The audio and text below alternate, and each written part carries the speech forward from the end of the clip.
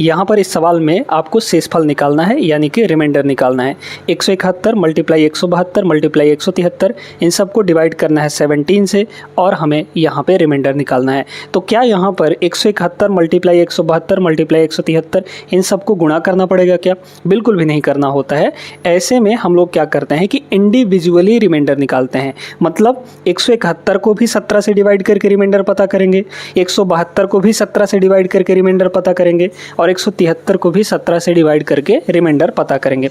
तो चलिए निकालते हैं। यहाँ पर अगर हम 171 को 17 से डिवाइड कर दें तो क्या बचेगा?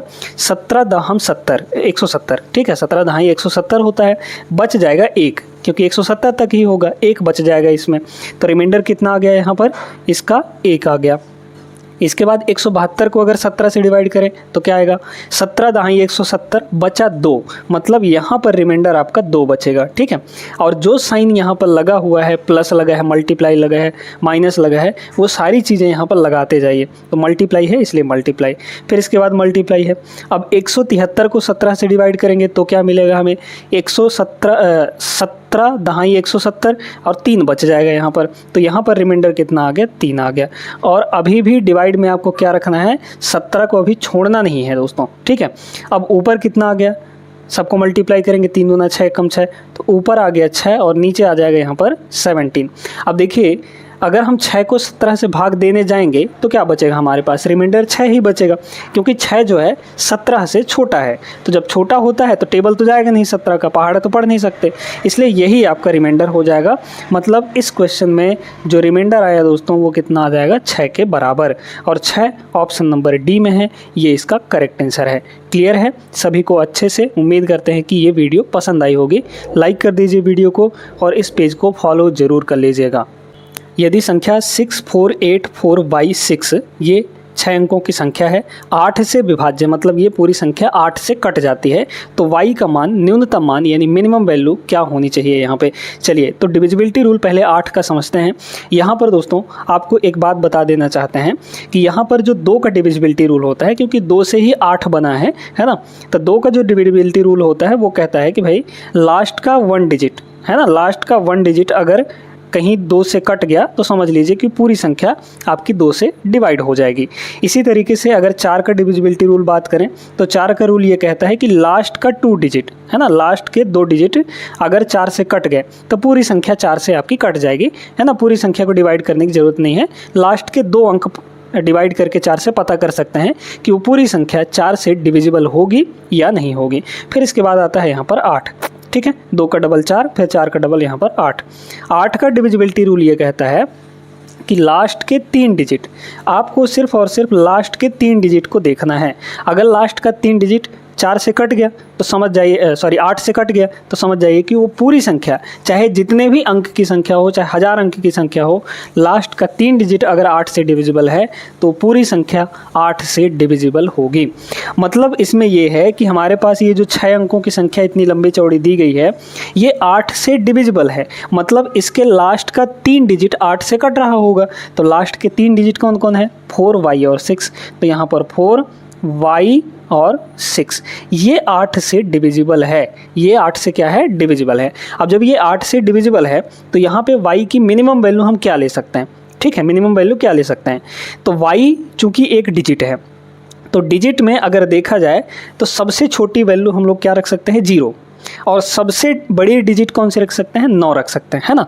तो सबसे छोटा लेंगे, लेकिन हमें ऑप्शन के हिसाब से चलना है, क्योंकि ऑप्शन में आपके y के वैल्यू दिए गए हैं। तो ऑप्शन के हिसाब से चलिए, सबसे छोटा वैल्यू कौन सा है? यहाँ पर 1 है ना, 1 है इन चारों ऑप्शन में, तो इसको रखिए।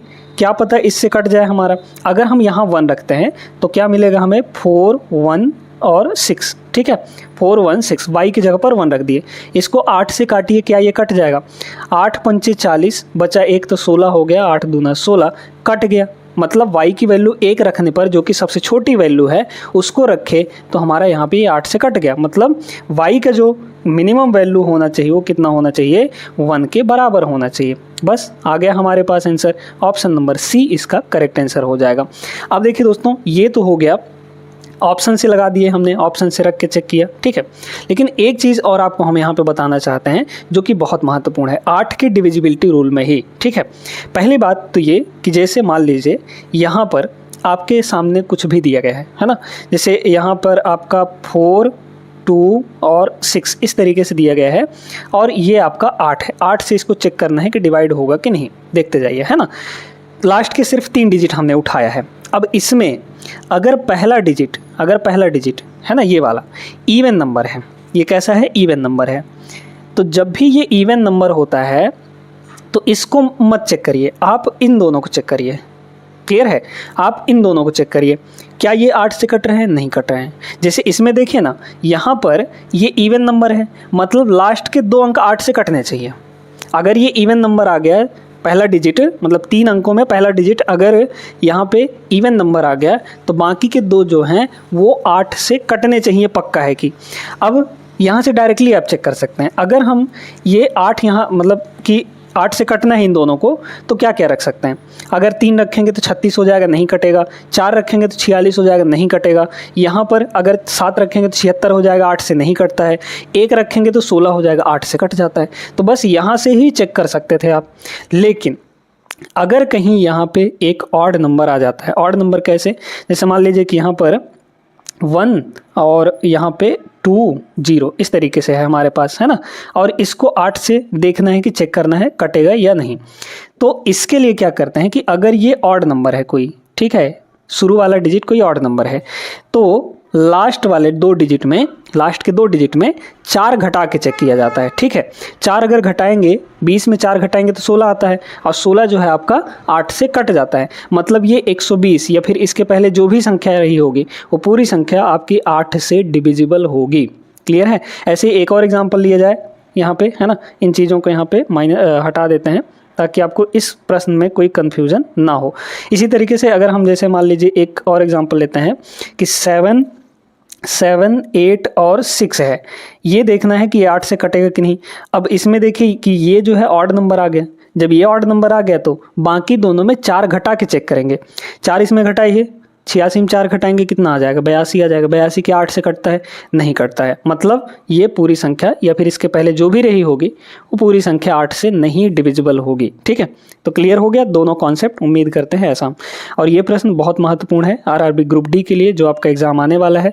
ये 2022 का प्रश्न है, 2025 में भी ऐसे प्रश्न देखने को मिलेंगे। वीडियो लाइक कर दीजिए, पेज को फॉलो जरूर कर लीजिएगा।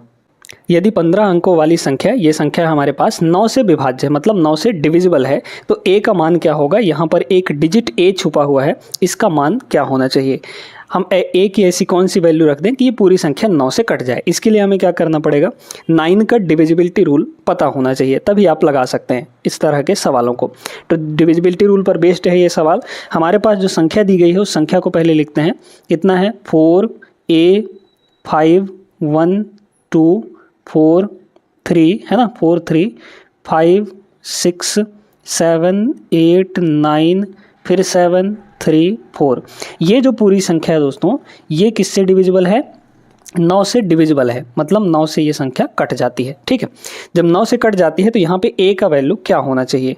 अब 9 का रूल और 3 का रूल दोनों सेम है, दोनों को समझ लीजिए। 9 का रूल ये कहता है कि अंकों का योग यानी डिजिट्स का सम अगर 9 से कट जाए तो समझ लीजिए कि वो पूरी संख्या 9 से डिवाइड हो जाएगी। 3 का भी यही नियम है। 3 का रूल ये कहता है कि अंकों का योग यानी डिजिट्स का सम उस संख्या के अगर वो 3 से कट रही है तो मतलब पूरी संख्या 3 से कट जाएगी। तो 3 और 9 का रूल सेम है। अब यहाँ पे देखिए कि 9 से कौन कौन से अंक कट रहे हैं। वैसे तो हम लोग यहाँ पे सबको जोड़ भी सकते हैं और सबको जोड़ने पर वो संख्या 9 से कटनी चाहिए, ऐसा हम क्या a का वैल्यू ले लें, है ना। लेकिन अब एक बात ये भी है कि अलग अलग ना मतलब एक साथ जोड़ के ना चेक करें और अलग अलग 9 से काटते जाएं, तो जो अंक मिलाकर 9 से कट जाते हैं उनको हटा ही दीजिए, मतलब उनको काट दीजिए पहले ही। ठीक है, तो कौन कौन से कटेंगे, पहली बात तो यहाँ पर ये जो 9 है अकेला 9 से कट जाएगा, काट दीजिए उसको। ठीक है, फिर यहाँ पर 6 और 3 मिलाकर कट जाएगा, है ना। फिर यहाँ पर 4 और 5 ये दोनों मिलाकर कट जाएंगे 9 से, 4 5 9 होता है। फिर यहाँ पर एक 5 और है और ये 4 है, ये भी 9 से कट जाएगा। फिर इसके बाद देखिए यहाँ पर ये 7 है और ये 2 9, 7 2 9 होता है, ये भी कट गया 9 से। फिर 8 और 1 9, 8 1 9 होता है, ये भी कट गया आपका 9 से। बचे क्या क्या हैं अब यहाँ पर, तो बचे हैं इसमें 7 3 4 और यहाँ पर ए बचा हुआ है, तो सबको जोड़ लीजिए। 7 3 10, 10 और 4 14, 14 प्लस ए है ना, तो सभी को जोड़ेंगे 14 प्लस ए आएगा और ये 9 से डिवाइड होना चाहिए। अब 9 से डिवाइड होने के लिए ए की वैल्यू क्या रख दें हम बताइए। 9 दूना 18 होता है, मतलब अगर ऊपर 18 हो जाए कहीं से तो हमारी ये संख्या 9 से कट जाएगी। और इसको 18 होने के लिए ये क्या होना चाहिए, 14 प्लस 4 होना चाहिए, तो ए की वैल्यू यहाँ पर 4 हो जाएगी। भाई 14 प्लस 4 कितना होगा 18 और 9 से डिवाइड हो जाएगा। तो ए की जो वैल्यू है, ए की वैल्यू वो कितनी होनी चाहिए दोस्तों, यहाँ पर ए की वैल्यू 4 के बराबर, ऑप्शन नंबर बी इसका करेक्ट आंसर हो जाएगा। तो 9 का रूल और 3 का रूल दोनों इसमें इस वीडियो में समझा दिए हैं आपको। वीडियो अच्छी लगी हो तो लाइक कर देना है और पेज को भी फॉलो कर लीजिए। जब एक संख्या n को 5 से भाग देने पर शेषफल यानी रिमाइंडर 2 बचता है, तो संख्या n स्क्वायर को 5 से भाग देने पर शेषफल कितना बचेगा। अब इसमें देखिए कि यहाँ पर संख्या n है, इस संख्या को कह रहा है, इस संख्या n को कि अगर 5 से डिवाइड कर दिया जाए तो रिमाइंडर ये कितना निकाल कर देगा, 2 बचा के देगा। ठीक है, कोई भी संख्या ऐसी जिसको 5 से अगर डिवाइड करें तो रिमाइंडर यहाँ पे कितना दे देगा, 2 दे देगा। अब यहाँ पे एक तो ये है कि आप कोई संख्या ऐसी मानिए है ना n की जगह पर, जो कि 5 से डिवाइड करने पर रिमाइंडर 2 दे दे, है ना। लेकिन एक तरीका और बताते हैं आपको। पहले ये तरीका, जैसे कोई कुछ मान लीजिए है ना, अगर हमें 2 बचाना है शेष तो इसको 7 होना पड़ेगा। भाई 5 1 कम 5 बचेगा 2, मतलब यहाँ पर ये आपका 7 हो जाएगा। तो संख्या कितनी हो गई हमारी, 7 हो गई है ना। हमने संख्या को कितना मान लिया, 7 मान लिया। अब कह रहा है कि संख्या का स्क्वायर यानी n का स्क्वायर, तो 7 है हमारे पास, तो 7 के स्क्वायर को अगर हम 5 से डिवाइड करना चाहें तो कितना देगा ये, 7 का स्क्वायर कितना होता है 49 और डिवाइड बाई 5 यहाँ पर कितनी बार जाएगा, 5 नहीं हो 45, 5 9 45, बचेगा कितना यहाँ पर, रिमाइंडर 4 के बराबर। ठीक है, तो हमारे पास रिमाइंडर कितना आ गया, 4, ऑप्शन नंबर सी होगा। तो ये तो हो गया थोड़ा सा अलग तरीका, मतलब आप ऐसे भी सोच सकते हैं। लेकिन एक बहुत बढ़िया तरीका आपको बताते हैं, वो सभी सवालों में इस तरीके से लागू होगा। इसमें कह रहे हैं कि एक संख्या है और उसको 5 से डिवाइड किया जा रहा है तो रिमाइंडर 2 दे रहा है। संख्या है, उसको 5 से डिवाइड कर रहे हैं तो रिमाइंडर यहाँ पर हमें 2 निकाल कर दे रहा है। अब कह रहा है कि n स्क्वायर, मतलब संख्या का स्क्वायर कर रहे हैं, संख्या के स्क्वायर फिर से उसी से डिवाइड कर रहे हैं, डिवाइजर वही है, डिवाइजर वही है, यहाँ भी 5 यहाँ भी 5। तो ऐसे केस में यहाँ पर जो रिमाइंडर होगा, अब ध्यान से सुनिएगा जो चीज़ बताने जा रहे हैं, यहाँ पे संख्या के साथ क्या हो रहा है, संख्या में क्या कुछ जुड़ रहा है या फिर घट रहा है या फिर मल्टीप्लाई हो रहा है या फिर स्क्वायर हो रहा है, क्यूब हो रहा है, क्या हो रहा है। तो संख्या का स्क्वायर हो रहा है, n संख्या था, पहले संख्या n था, अब संख्या का स्क्वायर हो रहा है, n का स्क्वायर हो रहा है। तो जब n का स्क्वायर हो रहा है, संख्या का स्क्वायर हो रहा है, तो रिमाइंडर का भी स्क्वायर हो जाएगा। ये बात समझ में आई कि नहीं। तो यहाँ पर अगर देखा जाए तो कितना हो जाएगा, 2 का स्क्वायर हो जाएगा रिमाइंडर हमारा, नया वाला रिमाइंडर, यानी कितना आ गया 4। अब इस 4 को 5 से डिवाइड करके देखना भी है, अगर 5 से जिससे डिवाइड कर रहे थे उससे बड़ा आ गया कहीं वैल्यू, ठीक है, तो फिर डिवाइड करके रिमाइंडर निकाल लेंगे इस तरीके से, है ना। भाई जैसे मान लीजिए अगर यहाँ पे रिमाइंडर 3 होता और फिर n स्क्वायर का पूछता, तो 3 का स्क्वायर तो 9 हो जाता है, क्या 9 थोड़ी रिमाइंडर लिखेंगे, क्योंकि 5 से वो बड़ा है, तो फिर 5 से उसको डिवाइड करते हैं 9 को, तो 5 से डिवाइड करने पे फिर 4 वो देता है ना। तो यहाँ पे फिलहाल 4 जो है वो छोटा है 5 से, मतलब इसका रिमाइंडर कितना आ जाएगा, 4 के बराबर, option number C correct answer. Orally इस सवाल को लगाया जा सकता था, इतना करने की आवश्यकता बिल्कुल भी नहीं थी। ये कॉन्सेप्ट अगर आप जानते हैं तो, अदरवाइज फिर आपको वही दिक्कत का सामना करना पड़ सकता है। वीडियो अच्छी लगी है तो लाइक करिए और पेज को भी फॉलो कर लेना है। पहली 100 धनात्मक पूर्णांक संख्याओं में से कितनी संख्याएं 3 या 4 से विभाज्य हैं। एनटीपीसी 2021 का प्रश्न बहुत बेहतरीन है। पहली 100 धनात्मक पूर्णांक संख्याएं, 100 धनात्मक पूर्णांक संख्याएं को मतलब क्या हुआ कि यहाँ पर 1 से लेकर कहाँ तक, 1 2 3 है ना, इस तरीके से 1 से लेकर 100 तक, क्योंकि हमें 100 बोला है तो 100 तक ही होगा, है ना। इन 100 संख्याओं में कितनी संख्याएं 3 या 4 से पूर्णतः विभाज्य हैं। 3 और 4 दोनों से नहीं होना चाहिए, मतलब या तो 3 से वो कटे, सिर्फ 3 से, या फिर वो 4 से कटनी चाहिए। ऐसा नहीं होना चाहिए कि यहाँ पर वो भी संख्या शामिल हो जाए जो 3 और 4 दोनों से कट रही हो। जैसे 12 होता है जो 3 और 4 दोनों से कटता है, 24 जो होता है वो 3 और 4 दोनों से कटता है। तो हमें ऐसी संख्याओं को नहीं लेना, हमें सिर्फ ये पता करना है कि या तो वो संख्या 3 से कट रही हो या फिर 4 से कट रही हो। ऐसी संख्याओं की कितनी संख्या है ना, कितनी संख्याएं हैं यहाँ पर 1 से 100 के बीच में। अब बात आती है यहाँ पर करेंगे कैसे। पहले दोस्तों हम ये पता करेंगे कि 1 से लेकर 100 तक 3 से कटने वाली कितनी संख्याएं हैं। ठीक है, सिर्फ 3 से। तो अगर हम ये कहें कि हमारे पास टोटल कितनी संख्याएं हैं, 100 संख्याएं हैं, है ना, तो 100 को ले लीजिए और 3 की संख्या पता करनी है, मतलब 3 से कटने वाली संख्या पता करनी है। तो यहाँ पर आप इसको 3 से डिवाइड कर लीजिए, पूरा जितनी बार डिवाइड होता है बस उतना ही लीजिए। तो 33 3 99 होता है, मतलब ये आ गया 33, है ना। अब फिर से ये देखना है कि 4 से भी पूछा है, तो ये पता करिए कि 4 से कटने वाली संख्याएं कितनी है यहाँ पर 100 तक में, है ना, 100 तक में। तो 4 से कटने वाली संख्याएं कितनी हो जाएंगी यहाँ पर 25 हो जाएंगी, सॉरी 25 चौके 100। ठीक है, ये हो गया। अब इन दोनों संख्याओं में जैसे अगर देखा जाए कि यहाँ पर 25 और 33 जोड़ेंगे तो कितना हो जाएगा, 3 2 5 5 3 8 यानी 58 हो जाएगा। ये 58 संख्याओं में भाई कुछ तो सिर्फ 3 से कटने वाली हैं, कुछ सिर्फ 4 से कटने वाली हैं, लेकिन कुछ ऐसी संख्याएं भी हैं जो 3 और 4 दोनों से कट रही हैं, है ना, 3 और 4 दोनों से कट रही हैं। इस 58 में वो भी शामिल है, इसलिए 58 को टिक नहीं करेंगे, ये आपका आंसर नहीं होगा। इस 58 में से हमें उन संख्याओं को निकालना है जो 3 और 4 दोनों से कट रही होंगी, क्योंकि हमें वो नहीं चाहिए, 3 या 4 बोला है। ठीक है, तो 3 और 4 से कटने वाली संख्याएं वही होती हैं जो 3 इंटू 4 कितना होता है, क्योंकि ये दोनों को प्राइम है ना, 3 और 4 का एलसीएम। ठीक है, 3 और 4 का एलसीएम कितना आ जाएगा 12। तो ऐसी संख्याओं को निकालना है जो 12 से कट रही होंगी। तो 12 से कितनी संख्याएं कट रही होंगी निकाल लीजिए उसी तरीके से। 100 तक में 12 से कटने वाली कितनी है, 12 8 96, मतलब 8 संख्याएं हैं यहाँ पर। ठीक है, तो 8 संख्याएं ऐसी हैं जो 3 और 4 दोनों से मतलब 12 से कट रही हैं। तो हमें इसमें से 58 में से कितना निकाल देना है, 8 संख्याएं निकाल देंगे तो कितना बचेगा 50 संख्याएं हैं जो प्योरली या तो 3 से या फिर 4 से, दोनों से नहीं कट रही होंगी। ठीक है, तो ऑप्शन नंबर ए यहाँ पे करेक्ट आंसर होगा। ये था इस सवाल को लगाने का, सोचने का तरीका। आई होप समझ गए होंगे आप लोग। वीडियो अगर अच्छी लगी हो तो लाइक कर दीजिए और पेज को फॉलो कर लीजिएगा। 47 से विभाजित होने वाली 4 अंकों की सबसे छोटी संख्या कौन सी होगी, यानी 4 डिजिट का सबसे छोटा नंबर जो 47 से डिवाइड हो रहा हो। ठीक है, कैसे करेंगे, अब आप जानते हैं कि 4 अंकों की जो सबसे छोटी संख्या होती है वो कितनी होती है, 1000 होती है। ठीक है, तो हमारे पास 4 अंकों की जो सबसे छोटी संख्या है, सबसे मिनिमम वैल्यू है, वो 1000 है। इस 1000 को किससे डिवाइड करिए, 47 से, है ना, 47 से। तो 47 से अगर हम इसको डिवाइड करने लग गए तो कितना होगा, 47 2 बार जाएगा, पहले तो ये 2 हो गया। ठीक है, 47 दूना कितना होता है 94, ये हो गया 94। बचा कितना यहाँ पे 6 बच जाएगा। ठीक है, तो ये हो गया 60। अब इसके बाद एक बार जाएगा तो यहाँ हुआ 47। अब कितना है, ये आ जाएगा 3, है ना, और यहाँ पर 13, ये 13 आ गया, रिमाइंडर हमारे पास 13 आ गया। अब ये 13 बच रहा है दोस्तों। अगर 1000 में से 13 को निकाल दिया जाए, मतलब 13 कम होता, तो जैसे ही 1000 में 13 कम करेंगे 987 आएगा, और 987 जो है आपका 3 डिजिट का बन जाएगा। मतलब अगर 987 रहा होता तो कट जाता किससे, 47 से, लेकिन यहाँ पर है 1000। अब 1000 जब है, इसमें आपका 13 और बच रहा है। इस 13 में हम कौन सी संख्या और जोड़ दें कि वो 47 से कटने वाली बन जाए, मतलब अगली संख्या 47 से कटने वाली हो जानी चाहिए। तो 13 में ऐसा क्या जोड़ें कि ये 47 बन जाए, क्योंकि हमें 47 से एक बार टेबल और पढ़ना है, मतलब 47 से एक बार और जाना चाहिए।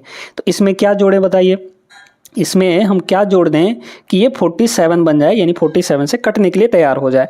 तो x की वैल्यू यहाँ से क्या हो जाएगी, इसको घटा लेंगे तो 7 में से 3 गया 4, और ये हो जाएगा 34।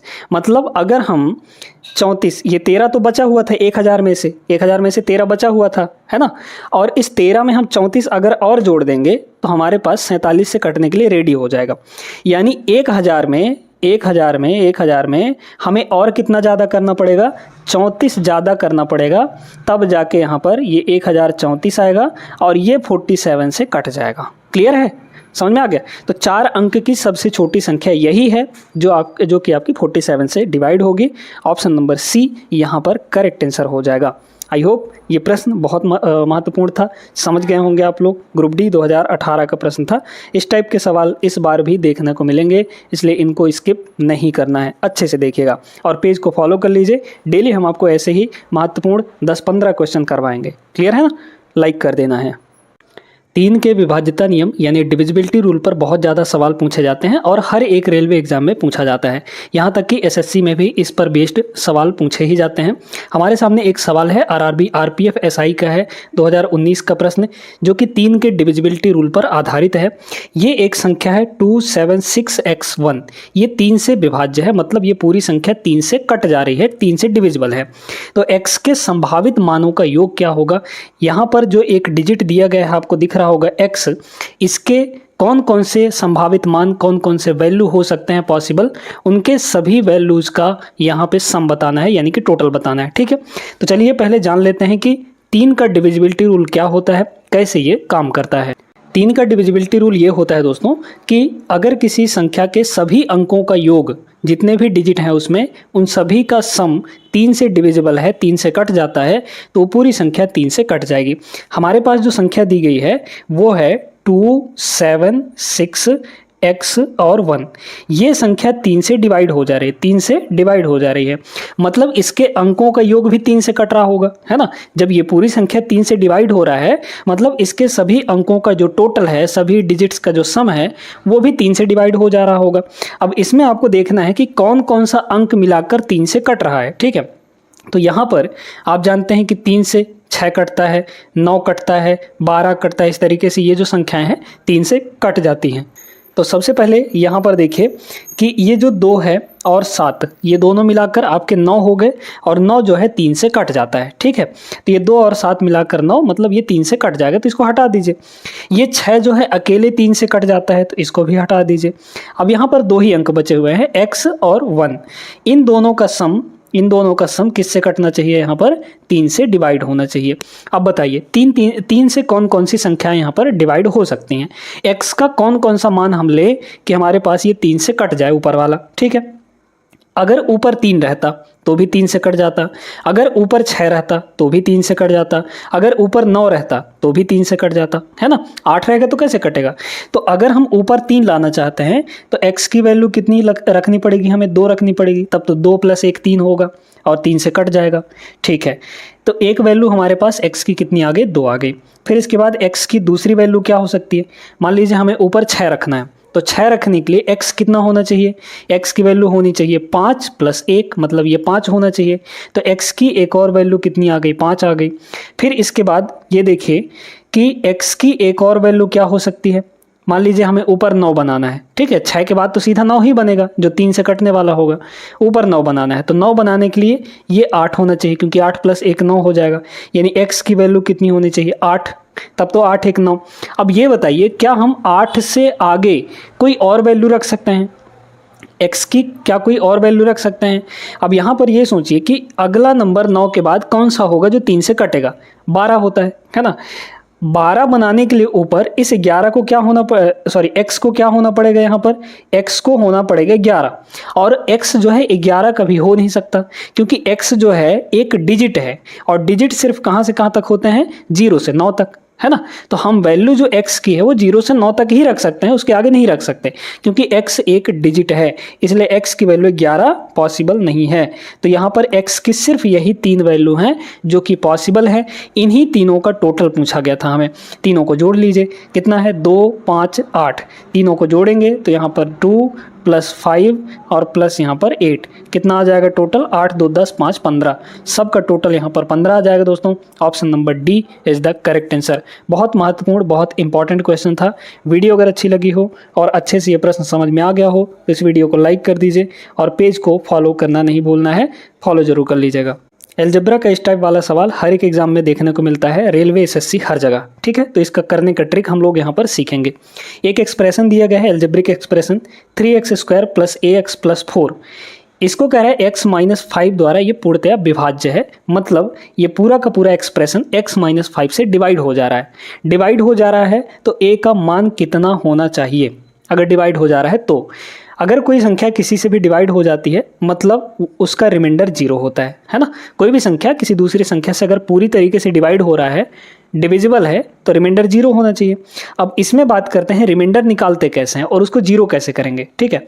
तो रिमाइंडर निकालने के लिए जिससे आप डिवाइड कर रहे हैं, x माइनस 5 से डिवाइड हो जा रहा है, मतलब x माइनस 5 से ही डिवाइड किया जा रहा है। तो x माइनस 5 जिससे डिवाइड किया जा रहा है उसको 0 के बराबर कर लीजिए। पहले तो तरीका बता रहे हैं रिमाइंडर निकालने का। फिर यहाँ से x की वैल्यू आ जाएगी, यानी जो भी वेरिएबल होगा ये आ जाएगा 5, ठीक है। अब इस वेरिएबल के वैल्यू को आपको अपने जिसको डिवाइड किया जा रहा है उसमें रखना है, एक्सप्रेशन में रखना है, ठीक है। तो हमारे पास क्या है एक्सप्रेशन, यहाँ पर देखिए 3x² प्लस ax और प्लस यहाँ पर 4। अगर हम इस एक्सप्रेशन में ये जो वैल्यू दी गई है, x का जो भी वैल्यू आया है उसको अगर इसमें पुट कर दें तो हमारे पास क्या निकल कर आएगा, रिमाइंडर निकल कर आएगा। तो रिमाइंडर यहाँ पर निकालते हैं। रिमाइंडर कितना हो जाएगा, x की जो भी वैल्यू है इसमें रख दीजिए, तो ये हो जाएगा 3, फिर यहाँ पर x की वैल्यू 5 रखेंगे तो 5 का स्क्वायर प्लस यहाँ पे है a और x की वैल्यू 5 रख दिए तो ये हो गया 5 प्लस यहाँ पर 4। अब ये तो हुआ रिमाइंडर, और चूंकि ये डिवाइड कर दे रहा है तो ऐसे केस में रिमाइंडर हमारा 0 के बराबर होना चाहिए। तो रिमाइंडर सीधे सीधे 0 के बराबर कर लीजिए। अब इसको सॉल्व करेंगे तो a की वैल्यू आ जाएगी, कितना होगा यहाँ पर देखिए, ये हो जाएगा 25, 25 नहीं है 75, 75 और प्लस 4 79 हो गया, है ना। तो इधर है आपका 5a इज इक्वल टू ये 75 प्लस 4 यानी कि 79, प्लस का 79 उधर जाएगा तो माइनस का 79 हो जाएगा। अब a की वैल्यू कितनी आ गई यहाँ से, -79 डिवाइड बाई 5, ठीक है। इसको बस डिवाइड कर लीजिए, कितना आ जाएगा यहाँ पर देखिएगा, 5 एकम 5 बचा 2, 5 पचम 25, मतलब 15.25, 4 बचा ना तो 5 अट्ठे 40, ठीक है ये। लेकिन ये नेगेटिव में आएगा तो 15.8 इसका करेक्ट आंसर होगा। रिमाइंडर आएगा 15.8 नेगेटिव का। क्लियर है सभी को अच्छे से। एक संख्या को 119 से विभाजित करने पर शेष फल 19 बचता है, ठीक है, यानी रिमाइंडर 19 बचता है। यदि इसे 17 से विभाजित किया जाए, 17 से डिवाइड किया जाए तो क्या रिमाइंडर बचेगा। अब ध्यान से देखिएगा, यहाँ पर इसको लगाने का एक आपको बेहतरीन ट्रिक बताते हैं, ठीक है। ऐसे सवालों को आप बड़ी आसानी से लगा सकते हैं इस ट्रिक के माध्यम से। 1 सेकंड के अंदर ये सवाल लगाया जा सकता है, बस पहले ढंग से इसका अप्रोच समझ लीजिए, कॉन्सेप्ट समझ लीजिए। क्या है, इसमें एक संख्या है कोई, मान लेते हैं कि हमारे पास n है वो संख्या। इस संख्या को कह रहा है कि ये 119 से विभाजित किया जा रहा है, और जैसे ही डिवाइड कर रहे हैं तो रिमाइंडर हमारे पास कितना निकल कर आ रहा है, 19 के बराबर, ठीक है। इस संख्या को 119 से विभाजित करेंगे तो रिमाइंडर 19 आ जाएगा। फिर कह रहा है यदि इसे का मतलब उसी संख्या को, n को ही 17 से डिवाइड किया जाए तो रिमाइंडर यहाँ पर कितना निकल कर आएगा, ये हमें बताना है। तो अब इसमें कोई संख्या आपको नहीं मानना है, ठीक है। संख्या मानेंगे तो फिर गड़बड़ हो जाएगा, मतलब टाइम बहुत ज़्यादा लगेगा। क्लियर। इसलिए क्या करेंगे हम लोग यहाँ पर, देखिए सबसे पहले इस पुराने वाले रिमाइंडर को पकड़ लीजिए। पुराना वाला रिमाइंडर कितना है हमारा, डायरेक्ट ट्रिक इसका बता रहे हैं 19 है, ठीक। इस पुराने वाले रिमाइंडर को किससे डिवाइड कर रहे हैं, यहाँ पर 17 से डिवाइड करने के लिए बोला जा रहा है, तो 17 से इस वाले को डिवाइड कर देंगे। बताइए 17 एकम 17 बचेगा कितना, यहाँ पर 2 बचेगा, ठीक है। तो रिमाइंडर हमारे पास कितना आ गया यहाँ पर, 2 के बराबर। क्लियर है भाई, 17 एकम 17 19 है ये, तो 19 माइनस 17 2 आ गया, तो रिमाइंडर इसका कितना होगा, 2 के बराबर। Option number B is the correct answer. अब इसको सोचेंगे कैसे, डायरेक्टली कैसे देखेंगे। इस टाइप के क्वेश्चन जब आप प्रैक्टिस कर लेंगे ना तो बड़े आसानी से बन जाएगा, आपको इतना लिखने की आवश्यकता बिल्कुल भी नहीं है। 119 से विभाजित किया जा रहा है तो 19 शेषफल बच रहा है, यानी कि पुराना शेषफल, पुराना रिमाइंडर 19 है। इसको कह रहा है 17 से डिवाइड करिए, तो सीधे सीधे इसको 17 से डिवाइड करके हम अपना नया वाला रिमाइंडर निकाल लेंगे। क्लियर हो गया। सीधे 1 सेकंड के अंदर देखते ही इसका आंसर आप टिक कर सकते हैं इस ट्रिक के माध्यम से। वीडियो अच्छी लगी हो तो लाइक कर देना है और पेज को फॉलो भी कर लीजिएगा। आरआरबी एनटीपीसी 2021 में पूछा गया नंबर सिस्टम का एक बेहतरीन क्वेश्चन है आपके सामने। इसको आसान ट्रिक से करने वाले हैं, तो देखिएगा। यदि पी क्यू एक 2 अंकों वाली संख्या है, 2 डिजिट की कोई एक संख्या है पी क्यू, तो P Q minus Q P निम्नलिखित में से किससे पूर्णतया विभाज्य होगा। कॉन्सेप्ट अगर जानते हैं तो 1 सेकंड के अंदर टिक कर सकते हैं, लेकिन अगर नहीं जानते हैं तो समझिए पहले, ताकि आप 1 सेकंड के अंदर इस सवाल को टिक कर पाएँ। यहाँ पर 2 अंकों की कोई संख्या है, जैसे हम मान लेते हैं यहाँ पे कि कोई हमारे पास एक संख्या है यहाँ पर, तो संख्या हमारे पास मान लेते हैं कि यहाँ पर 35 है, ठीक है। यहाँ पर क्या है हमारे पास 35, तो यहाँ पर हमारे पास 35 एक संख्या है 2 अंकों की, ये P है ये Q है ना। अब यहाँ पर बोला गया कि PQ माइनस QP, यानी दोनों का डिफरेंस कब, जब यहाँ पे उलट देते हैं। भाई यहाँ पे क्यू पहले क्या है, यूनिट डिजिट, फिर टेंस प्लेस में क्या है यहाँ पर पी है, लेकिन यहाँ पे उल्टा हो गया, यूनिट डिजिट वाला टेंस प्लेस पे आ गया और टेंस प्लेस वाला यूनिट डिजिट पे चला गया, है ना। मतलब हमें उलटना है इसको। अगर ये 3 5 है तो क्यू पी क्या होगा, क्यू पी यहाँ पे 5 3 हो जाएगा कि नहीं। इन दोनों का हमें डिफरेंस देखना है कि ये किससे डिवाइड होगा। आप ऐसे कई सारे एग्जाम्पल ले लेके आप पता कर सकते हैं, लेकिन बाद में एक आपको ट्रिक बताएंगे, वो ट्रिक ध्यान रखिएगा, इसलिए आप इस सवाल को अच्छे से कर पाएंगे, है ना। ट्रिक याद रखेंगे तो। अब देखिए, अगर डिफरेंस इनका देखा जाए तो 53 में 35 घटाइए, 53 में अगर 35 घटाएंगे, 13 में से 5 गया, ये हो जाएगा 8, है ना। और फिर यहाँ पे बचा आपका कितना, 4, तो 4 में से 3 गया तो ये हो जाएगा 1, ये हो गया हमारे पास 18।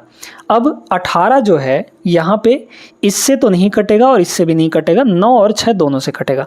अब ये जनरल है, तो जनरल है मतलब कोई भी ले सकते हैं, कुछ भी ले सकते हैं, है ना। तो कुछ भी यहाँ पर लेके और देखिए, जैसे मान लीजिए कि हमारे पास एक और नंबर है यहाँ पर 65, ठीक है। अब ये 65 का उल्टा क्या होगा, मतलब इसके अंकों को, इसके डिजिट्स को जब पलटेंगे, ये तो हो गया पी क्यू, हमें क्यू पी चाहिए, तो क्यू इंटू पी करेंगे तो मतलब 5 इधर आ जाएगा और 6 इधर आ जाएगा, मतलब 56 बन जाएगा। अगर इन दोनों का डिफरेंस देखा जाए तो 15 में से 6 गए, ये हो जाएगा 9।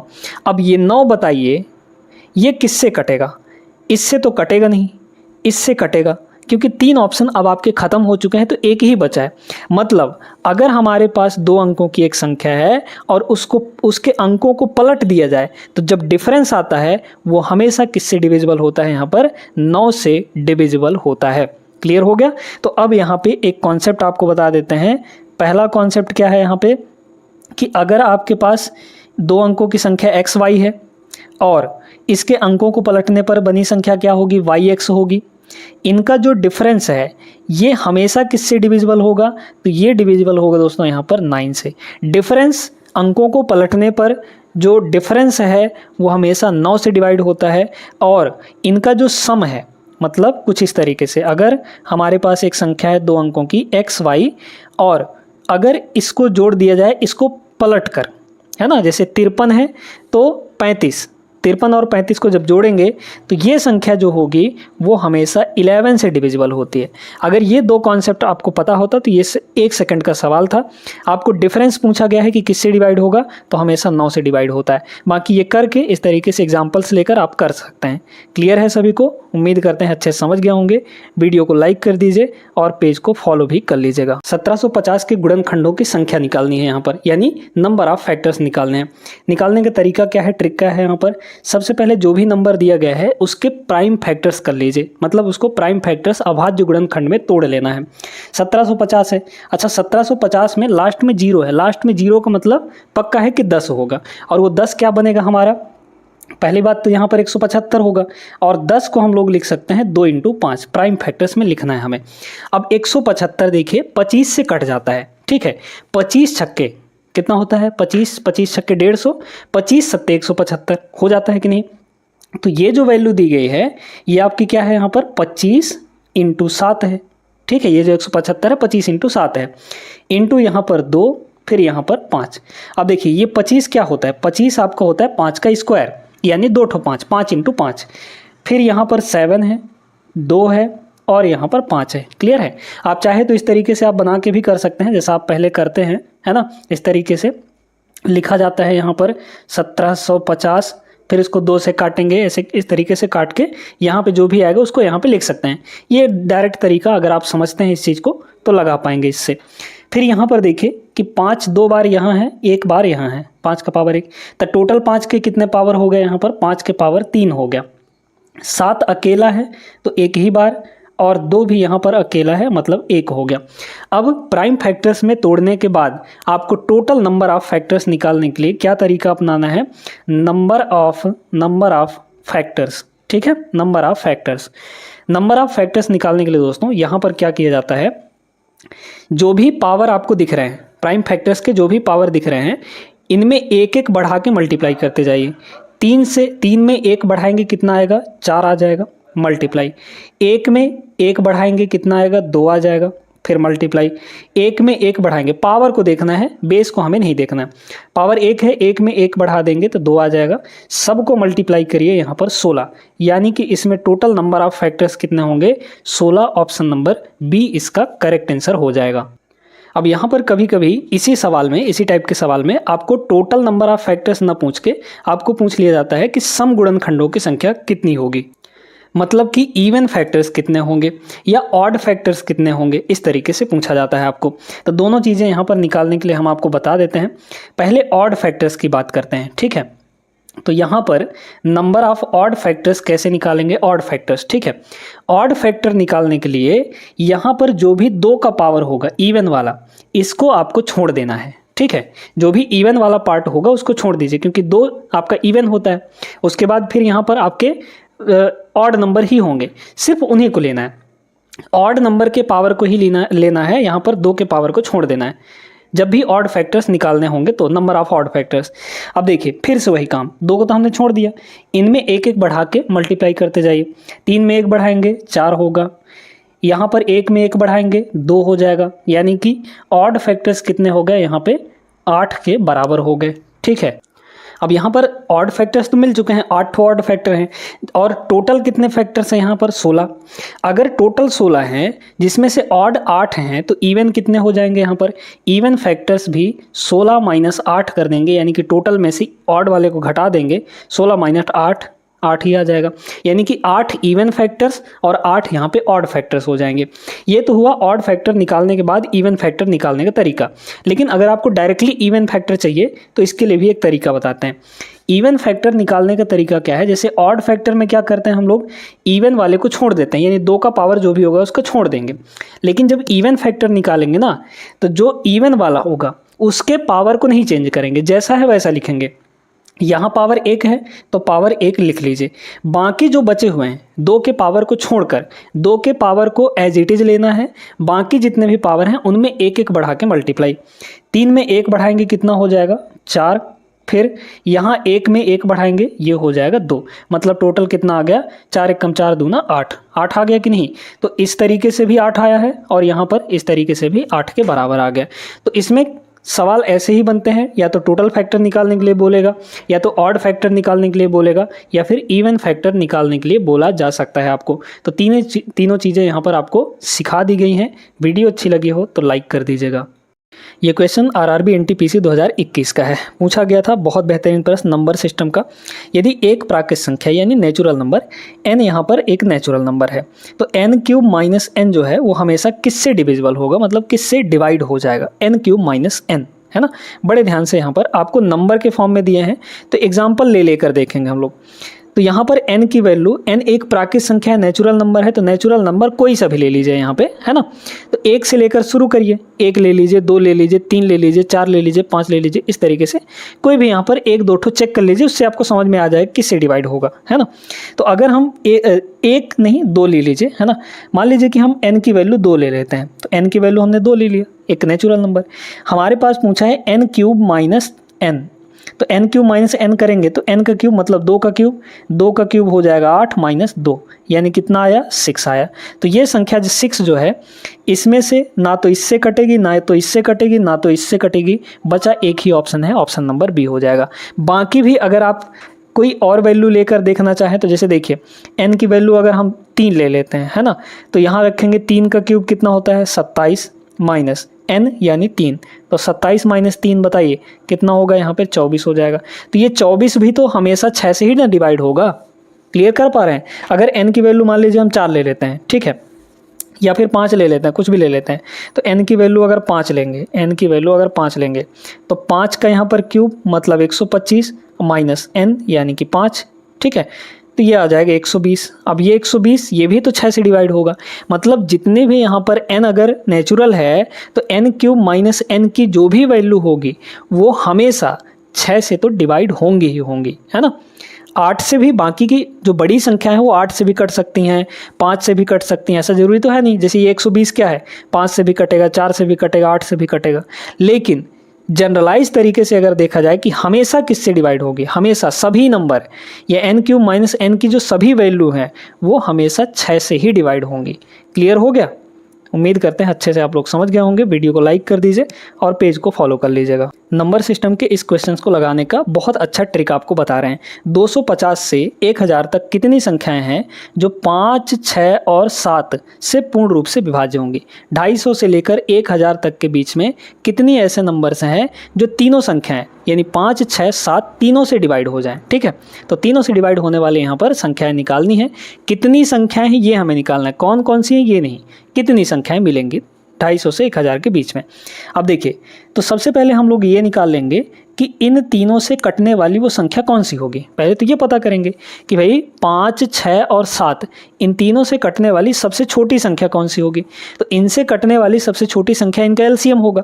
5, 6 और 7, 5, 6 और 7 इन तीनों का अगर एलसीएम ले, चूंकि इनमें कुछ कॉमन नहीं है, 5, 6 और 7 में क्या कुछ कॉमन दिख रहा है? नहीं दिख रहा है। जब कुछ कॉमन नहीं होता तो उनका मल्टीप्लाई ही एलसीएम बनता है। यानी एलसीएम कितना आ जाएगा इन सभी का? 5 × 6 यानी कि 30 और 30 × 7 यानी कि 210। तो 210 यहाँ पर पहली संख्या होगी, सबसे छोटी संख्या होगी, जो कि यहाँ पे किससे कटेगी? यहाँ पर 5, 6, 7 तीनों से कटेगी। ठीक है, अब बात करते हैं यहाँ पे इसमें ट्रिक क्या लगाएंगे। देखिए, 250 से 1000 के बीच में पूछा है हमें, तो यहाँ पर लिख लीजिए आप 250 और यहाँ पर लिख लीजिए आप यहाँ पर 1000। ठीक है, तरीका क्या लगाना है? तीनों से कटने वाली, तो तीनों से कटने का मतलब 210 से कटना, 210 से दोनों को डिवाइड कर लीजिए यानी एलसीएम लेकर। तो 210 यहाँ भी, 210 यहाँ भी। अब आपको क्या करना है, यहाँ पे जितनी बार पूरा टेबल जाएगा उतनी बार सिर्फ आपको लेना है। यहाँ पे 210 एकम 210, 210 का डबल 420 हो जाता है, ऊपर चले जाएंगे, एक बार पूरा भाग चला जाएगा। 210 एकम 210, इसमें कितनी बार जाएगा? 4 बार, क्योंकि 210 का अगर 5 गुना कर देंगे तो हमारे पास आ जाएगा 1100, जबकि ये है 1000, तो 4 बार जाएगा यहाँ पर। 210 का 4 गुना कितना होगा? 840 हो जाएगा, है ना। तो 4 बार यहाँ पे भाग चला गया। अब क्या करना है कि इन दोनों का डिफरेंस ले लेना है। 1 और 4 का डिफरेंस कितना आएगा यहाँ पर? 3 के बराबर। मतलब टोटल 250 और 1000 के बीच में 3 ऐसी संख्याएं हैं जो कि यहाँ पे 5, 6 और 7 तीनों से कटने वाली है। ठीक है, तो यहाँ पर ऑप्शन नंबर कौन सा हो जाएगा? D is the correct answer. अब ये कौन कौन सी संख्याएं होंगी ये कैसे पता करेंगे, देखते जाइए। अगर पहला संख्या देखा जाए तो कितना? 210 कटेगा, लेकिन ये तो 250 से पहले ही है, हमें 250 और 1000 के बीच का चाहिए। 210 का डबल करिए, मतलब टेबल पढ़ना है सिर्फ आपको। 210 का डबल कितना होता है? 420। ठीक है, 210 का 3 गुना 21 तियाँ कितना होता है? 63, यानी कि 630 अगला नंबर होगा। ठीक है, फिर इसके बाद 21 चौक 84, मतलब यहाँ पर 840 ये। फिर अगर 21 × 5 कर लेंगे, 21 के बाद 5 बार टेबल पढ़ लेंगे तो 1100 आ जाएगा। ये जो 1100 है, ये जो 1100 है, ये तो बाहर चला जाएगा, इसको लेंगे नहीं। तो मतलब 3 ही संख्याएं ऐसी हैं ये वाली जो कि 250 और 1000 के बीच में है, जो 5, 6 और 7 तीनों से डिवाइड होंगी। तो ये क्वेश्चन भी आपको अच्छे से क्लियर हो गया होगा। वीडियो अच्छी लगी हो तो लाइक कर दीजिए, पेज को फॉलो कर लीजिएगा और मिलेंगे हम लोग नेक्स्ट वीडियो पे। तब तक के लिए जय हिंद। आरआरबी एनटीपीसी 2021 में नंबर सिस्टम का ये प्रश्न बहुत बढ़िया पूछा गया था। इसको लगाने का एक बहुत अच्छा, बहुत आसान सा आपको ट्रिक बताते हैं। 1 सेकंड के अंदर इसका आंसर आ जाएगा अगर आप इस ट्रिक का यूज़ करते हैं तो। आपको पूछा गया है 300 और 1000 के बीच में कितनी संख्याएं हैं जो 7 से डिविजिबल हैं, 7 से कटने वाली हैं। ठीक है, तो 7 से कटने वाली हैं, इसलिए आप क्या करिए, यहाँ पर 300 और 1000 ये रेंज आपको दिया है, 300 1000 के बीच में चाहिए हमें। अब क्या करिए, 7 से डिविजिबल पूछा है तो इन दोनों को 7 से यहाँ पर डिवाइड कर लीजिए। अब जितनी बार पूरा डिवाइड हो जाता है उतनी बार डिवाइड कर लीजिए। अगर 300 को 7 से डिवाइड करेंगे तो कितना होगा? 7 चौके 28, बचा 2 तो यहाँ पर 20 हो जाएगा। 7 दूना 14, क्योंकि 7 यहाँ 21 हो जाता है, 20 था, यहाँ 42 हो गया। इसको भी 7 से डिवाइड करिए तो 7 एक कम हो जाएगा 7, बचा 3 तो 30 हो गया। 7 चौके 28,